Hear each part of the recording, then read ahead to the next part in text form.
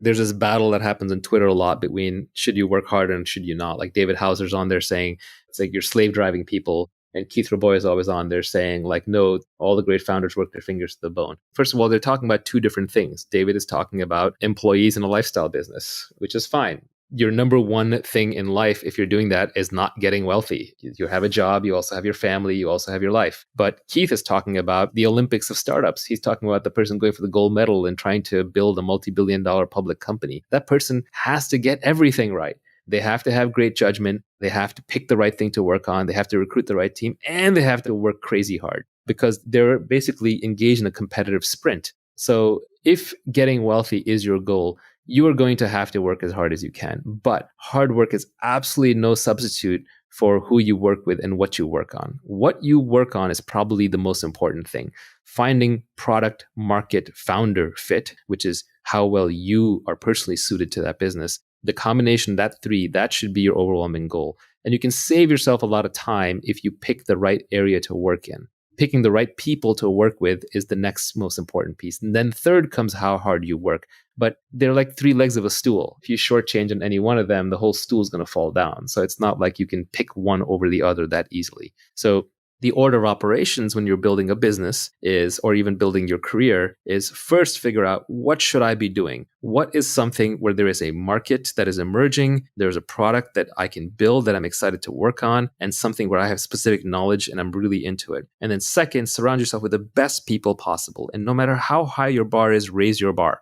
Because you can never be working with other people who are great enough. If there's someone greater out there to work with, you should go work with them. I advise a lot of people who are looking at which startup to join in Silicon Valley. I say basically pick the one that's going to have the best alumni network for you in the future. Look at the PayPal mafia. They work with a bunch of geniuses, so they all got rich. So just try and pick based on the highest intelligence, energy, and integrity people that you can find.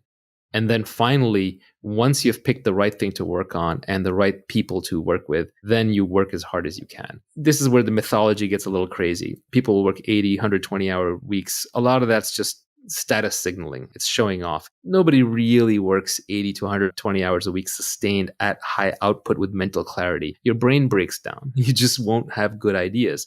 So really the way people tend to work most effectively, especially in knowledge work, is they sprint as hard as they can while they're working on something and they're inspired and they're passionate. And then they rest, they take long breaks. It's more like a lion hunting and much less like a marathon runner running. So you sprint, then you rest, you reassess, and then you try again. And what you end up doing is you end up building a marathon of sprints. Nivi just made the point to me on the side that inspiration is perishable, which is a very good point. When you have your inspiration, do it right then and there. This happens to me a lot with my tweet storms. I've actually come up with a whole bunch of additional tweet storms besides the ones that are already out there. But sometimes I just hesitate or I just pause and then it just dies. And what I've learned is if I'm inspired to write a blog post or to publish a tweet storm, I should probably do it right away. Otherwise, it's not going to get out there. I won't come back to it. So inspiration is a beautiful and powerful thing. And when you have it, just seize it.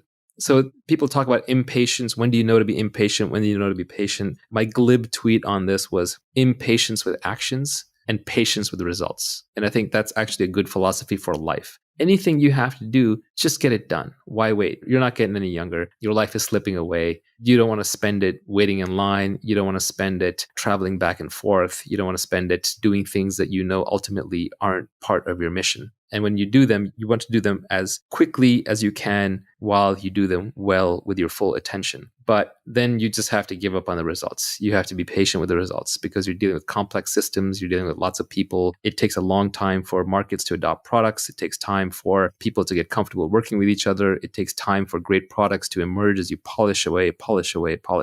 So impatience with actions, patience with results. And as Nivi said, inspiration is perishable. So when you have inspiration, act on it right then and there.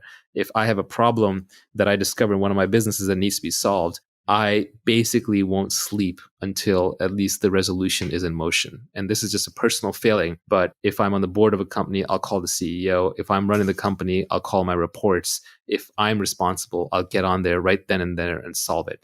If I don't solve a problem the moment it happens, or I don't start moving towards solving it the moment it happens, I have no peace. I have no rest. I have no happiness until that problem is solved. So solve it as quickly as possible. I literally won't sleep until it's solved. Maybe that's a personal characteristic, but it's worked out well in business.